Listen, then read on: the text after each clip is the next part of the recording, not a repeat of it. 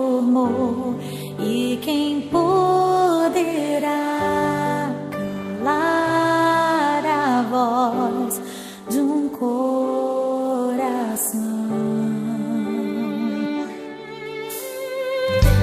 Se eu subir ao céu, eu sei que lá estás. Se eu mergulhar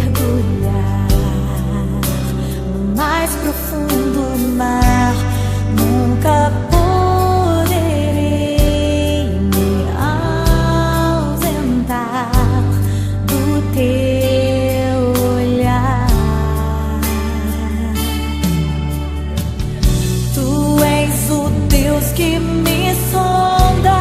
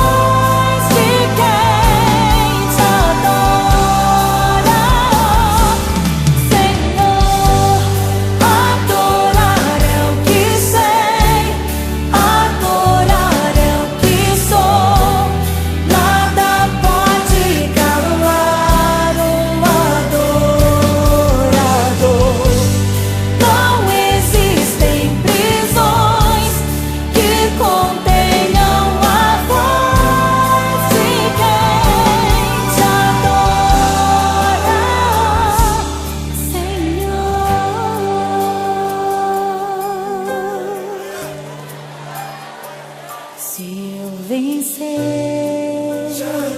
se eu perder, se eu subir, se eu descer, te adorar é o meu prazer. Minha força vem do Senhor. Declare: nada pode calar um adorador.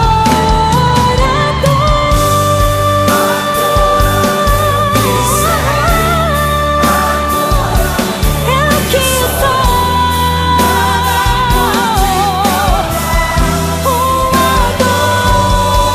adorador. Não existem prisões que contenham a voz de quem te adora, Senhor.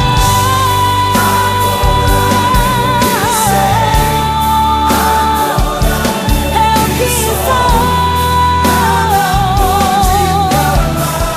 um adorador.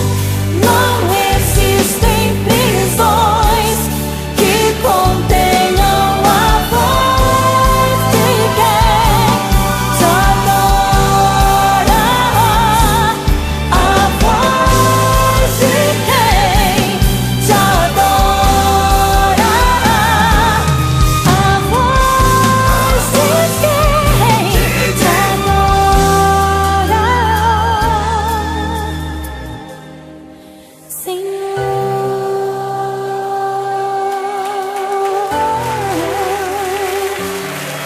Nada pode impedir o teu louvor, querido, a tua adoração. Adore o Senhor.